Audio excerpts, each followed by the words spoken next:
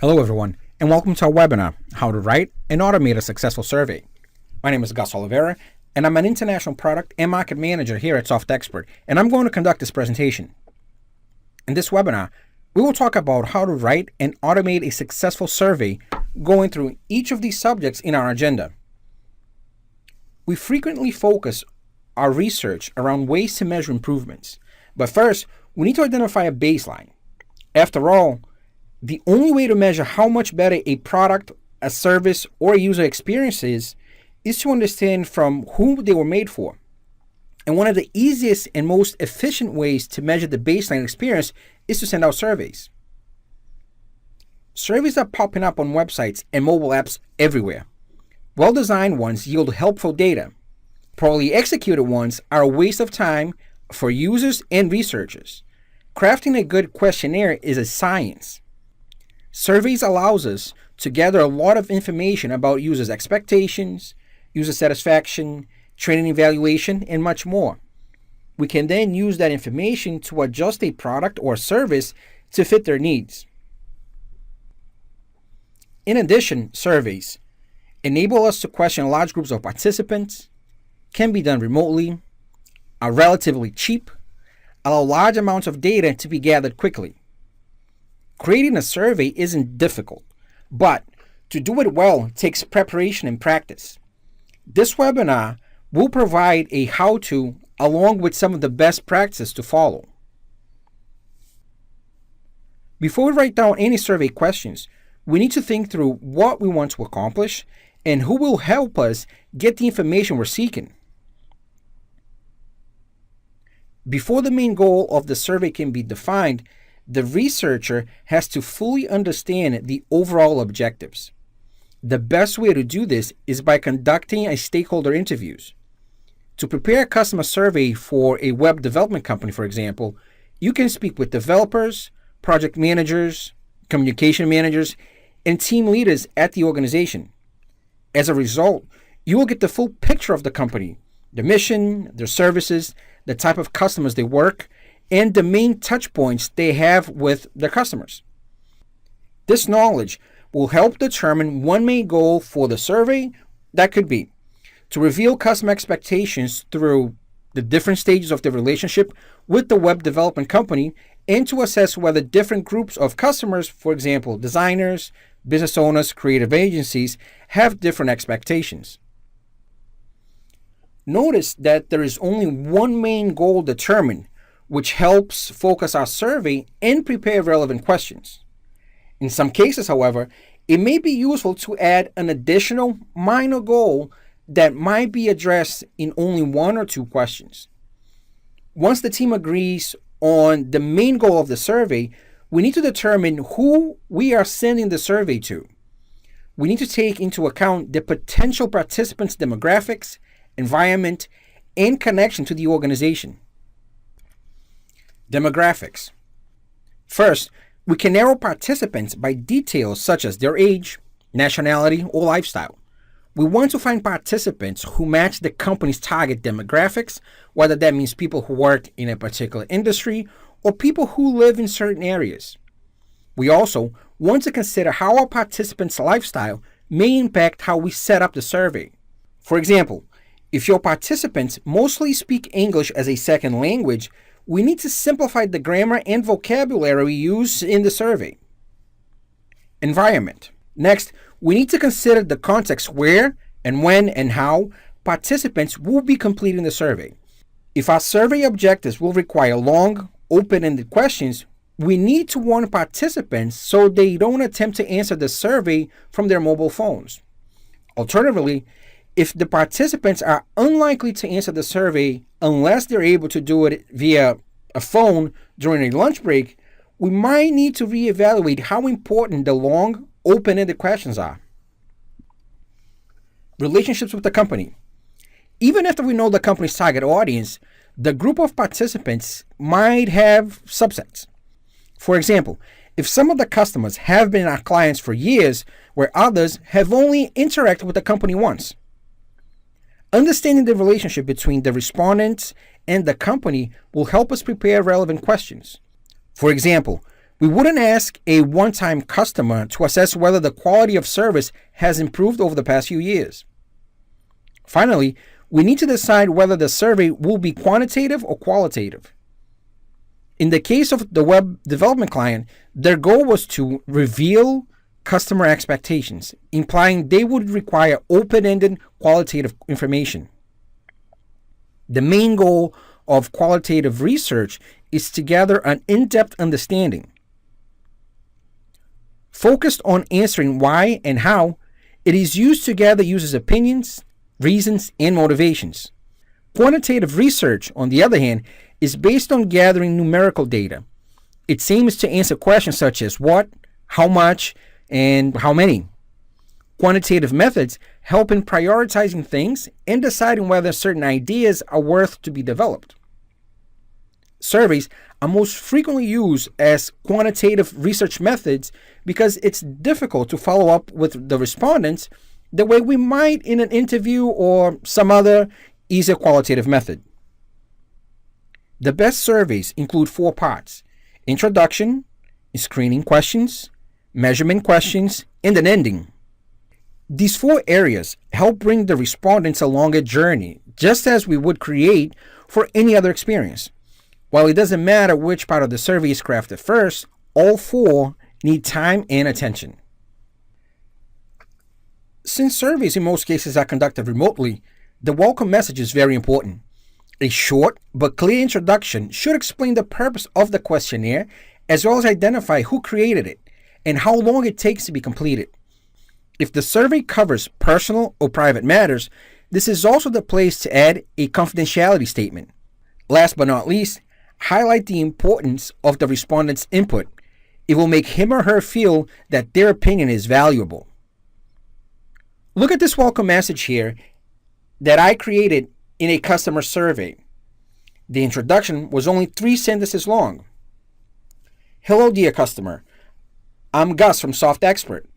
I would like to invite you to take part in a quick survey about our services. These 6 minutes of your time can really help SoftExpert's team improve and make you more satisfied with our services. The main purpose of screening questions is to determine whether respondents have the characteristics and requirements needed to take part in the survey.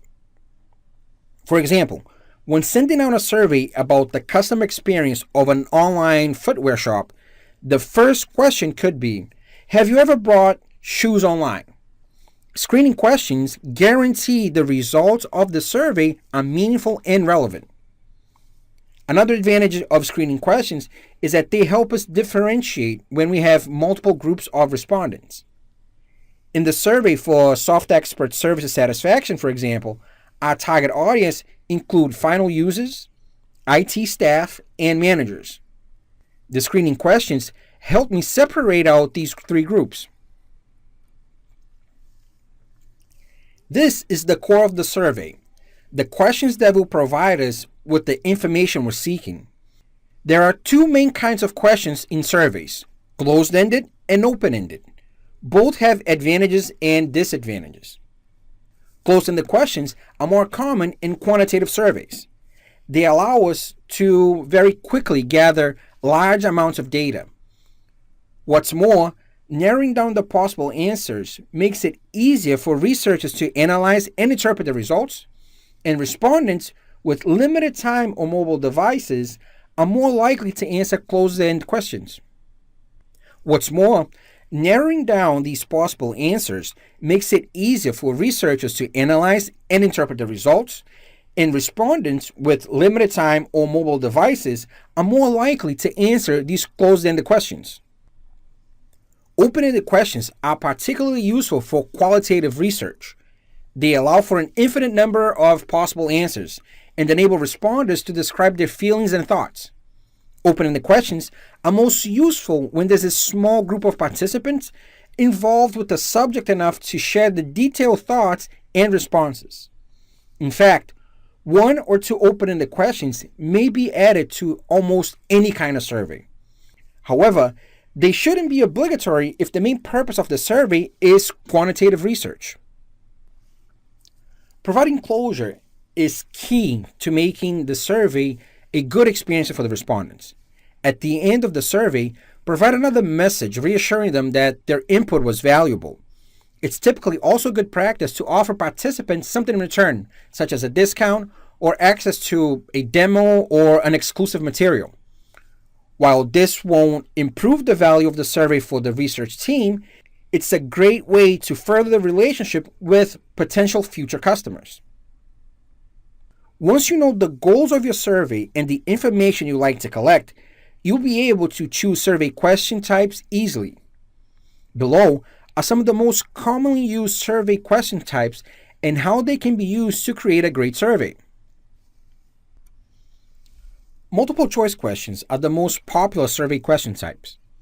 They allow your respondents to select one or more options from a list of answers that you define. They're intuitive, easy to use in different ways, help produce easy to analyze data, and provide mutually exclusive choices. Because the answer options are fixed, your respondents have an easier survey taking experience. Most importantly, you get structured survey responses that produce clean data for analysis. Multiple choice questions also come in many different formats. If you'd like to make an engaging survey that also gives you clean data, we suggest getting to know more about the most popular variations of multiple choice questions. Single answer versus multiple answer. The most basic variation is the single answer multiple choice question. Single answer questions use a radio button, which are circular buttons representing options in a list, format to allow respondents to click only one answer. They work well for binary questions, questions with ratings or nominal scales. Multiple answer questions are commonly shown with square checkboxes. They allow respondents to check off all the choices that apply to them. For example, what do you consider important in providing a quality service?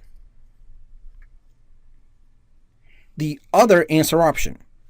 A common drawback of multiple choice questions is that they force you to limit responses to a predetermined list of options. This can cause bias in your results. What if none of your answer options apply to your respondents? They might just choose a random answer, which could impact the accuracy of your results. You can solve this problem by adding an other answer option or comment field. This should be listed at the end of all of your choices. When respondents see it, they know they have the option of answering your question in their own words instead of yours. Rating scales. In rating scale questions, sometimes referred to ordinal questions, the question displays a scale of answers options from any range, 0 to 100, 1 to 10, and etc.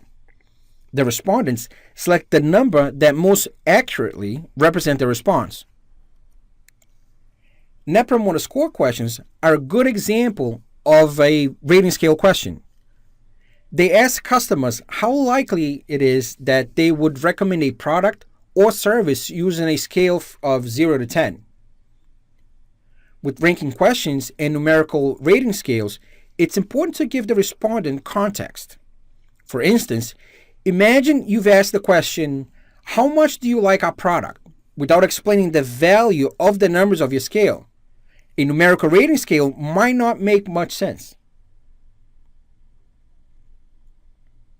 Likert scales. Likert scale questions are the "do you agree or disagree" questions you often see in surveys and are used to gauge respondents' opinions and feelings. Likert scale questions give respondents a range of options. For example, starting at not at all likely is scaling all the way up to extremely likely. That's why they work well to understand specific feedback. For example, customer satisfaction survey questions often use a Likert scale to measure customer opinions or attitudes.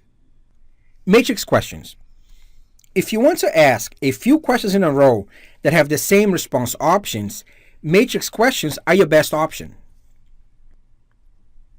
A series of Likert scales questions or a series of rating scale questions can work well as a matrix question.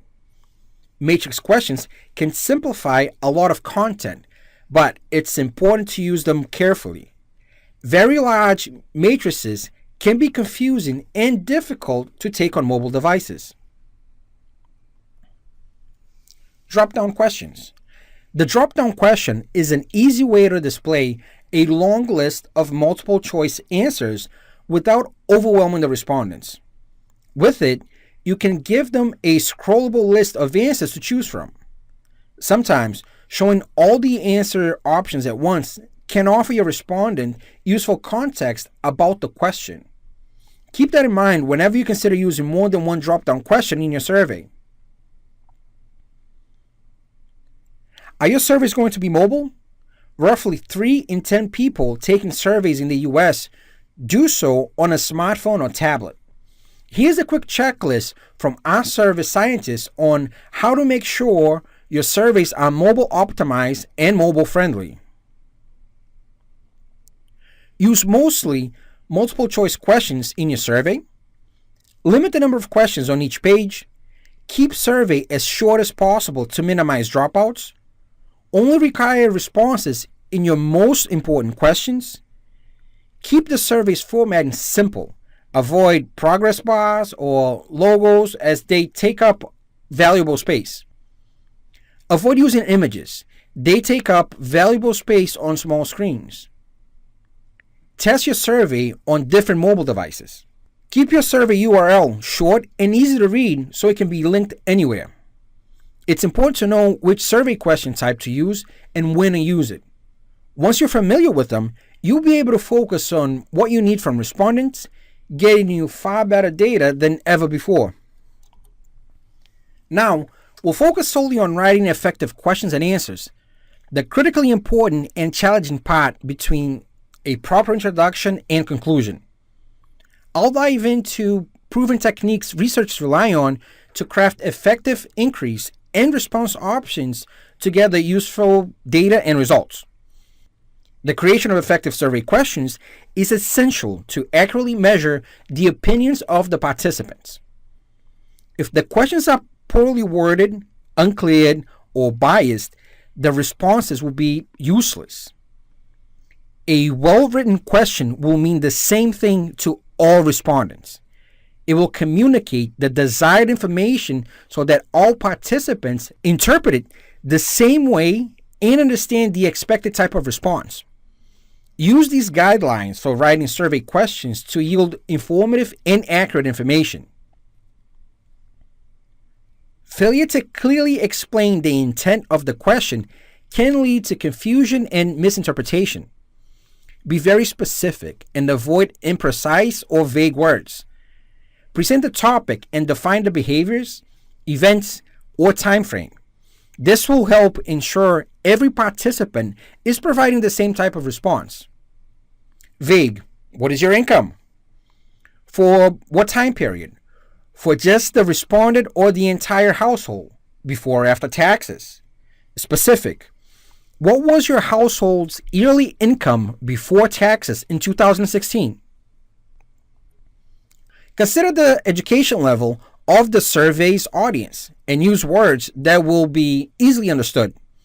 Avoid jargon, complex terms, undefined abbreviations, and acronyms. Use simple language and never assume knowledge. Always provide the necessary information for the respondent to understand what is being asked. Define any concepts or terms that the respondents need to understand in order to answer it. If referencing something participants may not be familiar with, be sure to add details to help explain it. Unclear. How likely would you be to subscribe to Company Alpha's library? What kind of library? Documentation, podcasts, ebooks? Clear. Company Alpha's library offers online seminars by experts in architecture. You can access the recording anytime for only $25 a month. How likely would you be to subscribe? Tip. If the question requires lengthy explanation, consider separating it from the question itself to help make the information easier to digest.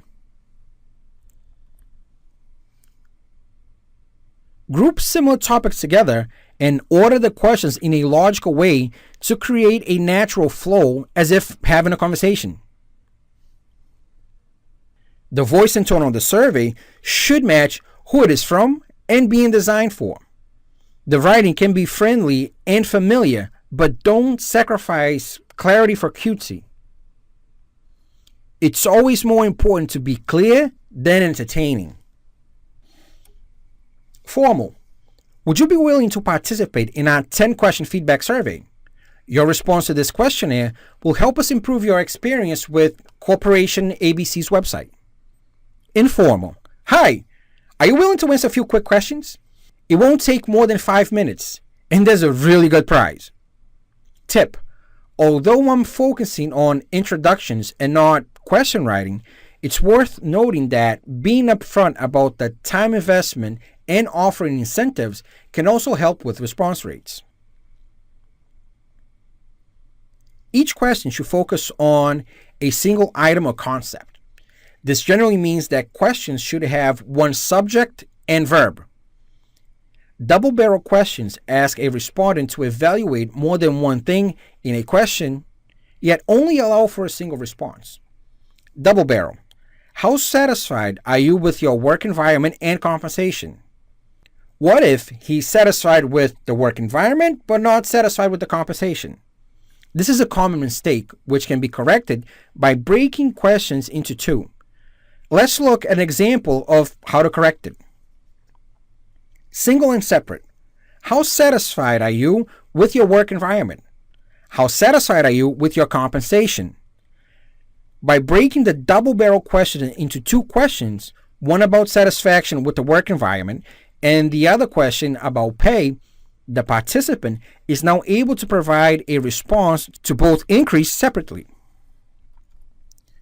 Keep your questions simple and grammatically correct. Maintaining a parallel structure and consistently using the same words and phrases improve the respondent's comprehension.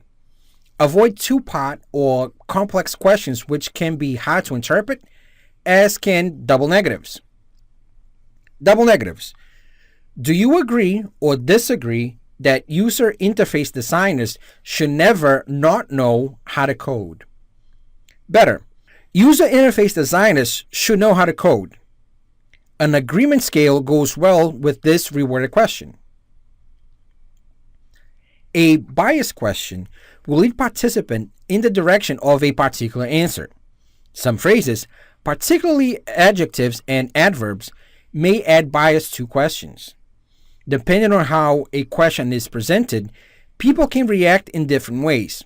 For example, asking questions using the word loss versus gain. The use of emotional, politically charged, or sensitive words can also trigger a different response. Remain neutral, regardless of topic, and watch for wording that skews positive or negatively. Biased. We think this SoftExpert webinar on survey question writing is very helpful. How helpful do you think this article is? Unbiased. What do you think of this SoftExpert webinar on survey question writing? Beginning with basic, easier questions can encourage the respondent to continue. When possible, try to balance simple and complex inquiries. Interspersing easier questions among more challenging ones can make it seem less burdensome and help reduce abandonment. And remember to save sensitive questions like income for the end and make them optional. Don't waste people's time. Only ask what you really need. Requiring answers to questions will slow people down, but it won't necessarily get you what you want and will increase drop-off rates. If there aren't too many questions and respondents can immediately understand what is being asked, they are more likely to be willing and able to provide useful information. Since this webinar is concentrated on writing, I'll focus answers to closed questions where responses need to be crafted by the survey designer. When providing responses to closed-ended questions, how each answer is described, the number of options, and the order can all influence how people respond. Whether it's presented as multiple choice, checklists, or in scales, just like when writing questions, the answers should use precise, and clear wording. Here's how to make it happen. The number of answers should be kept relatively small, but include all possible answers. Answers need to be balanced both ways. For example, positive or negative, high or low frequency. All respondents need to be able to find an answer that fits their situation, including opting out. If there could be a situation where none of the answers apply, provide the option to select don't know or not applicable or prefer not to answer for sensitive questions. Including the option other with a free-form text field to provide a custom answer is a great way to learn about alternative responses not provided in the defined answer set. Incomplete or unbalanced. Very important, moderately important, significantly important. What if it's not important at all, or not even applicable to the participant? Complete and balanced. Extremely important, very important, moderately important, slightly important, not at all important, not applicable. Dichotomous questions present only two options and are clearly distinct. These answers, like yes or no and true and false, can provide less helpful data because they won't provide context or specificity. Formatting responses to use scales that measure things like attitudes or frequency yield more information-rich results. These answers can make a single question work harder. Yes or no? Do you use mobile app? Frequency. How often do you use the mobile app? Always, very often, sometimes, rarely, never. Tip. These answers also follow the first guideline to cover all possibilities in a balanced way, ranging from high to low or not at all. An even stronger set of choices would include references for the time period to clearly define what sometimes versus rarely. If a participant can only select one response, then each answer should be distinct and not cross over.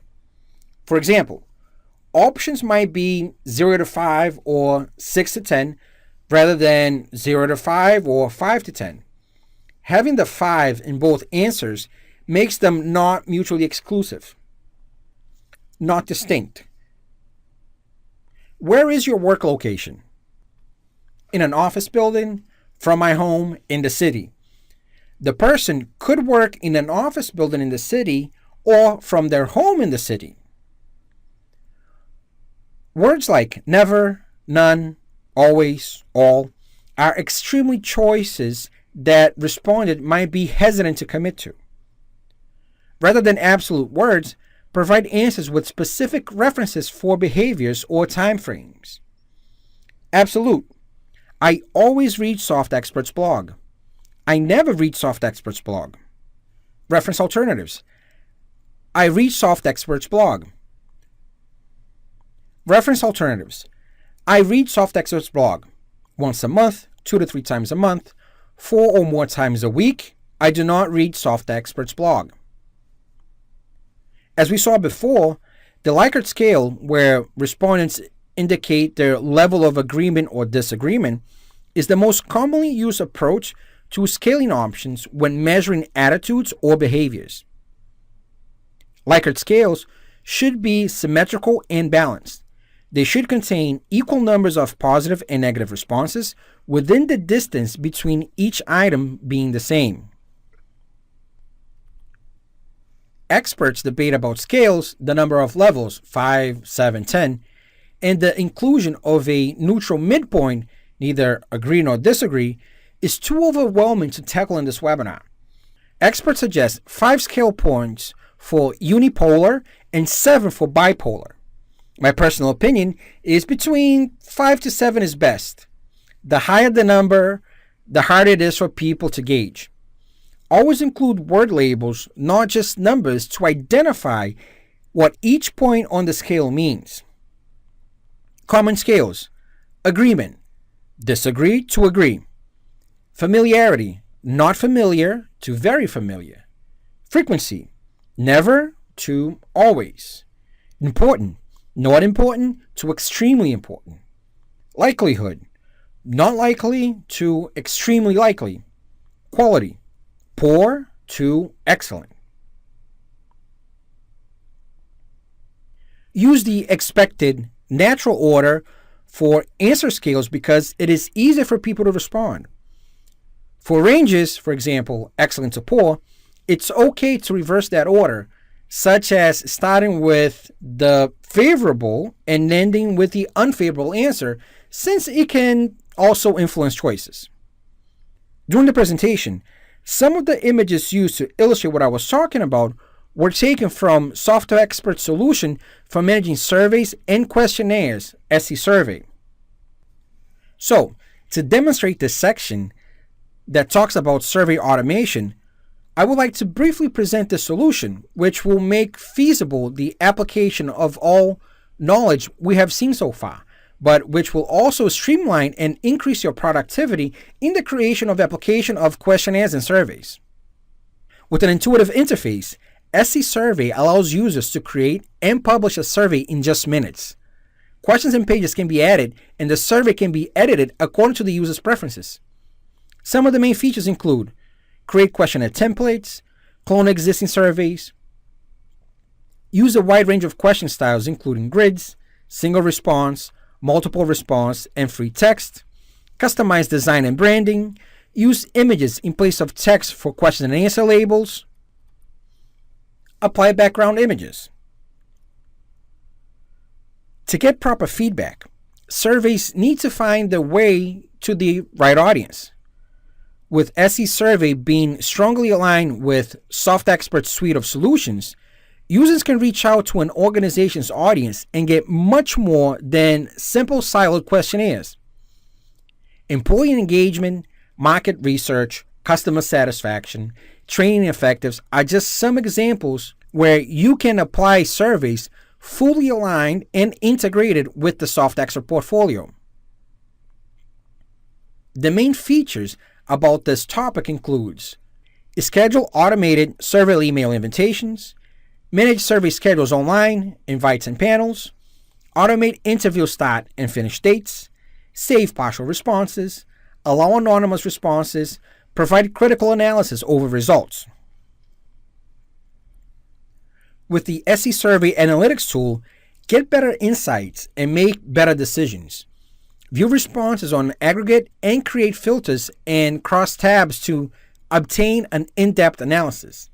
And more, some important features: produce dynamic and flexible reports, view an instant summary of survey results, simplify data with analytic tools, share analysis and reports online, display results graphically, export data into PDF, RTF, and other formats.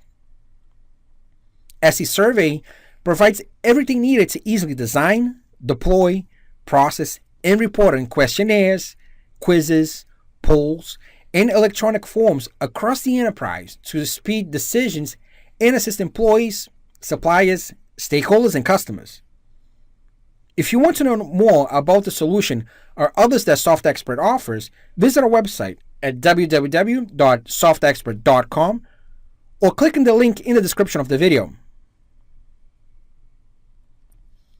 The unfortunate result of a bad survey design is bad data. Asking good questions and providing solid answers is not easy. Take advantage of what other researchers and academics have done and use starter templates when appropriate. It is the survey's designer's responsibility to be clear and unbiased. Make sure the questions will be informative, the answers accurate, and you have proper technology like SE Survey, and you will be successful in your results. Thank you all for taking part in this presentation. If you have any questions, please email them to sales@softexpert.com. For more webinars, please visit our website at www.softexpert.com. See you next time.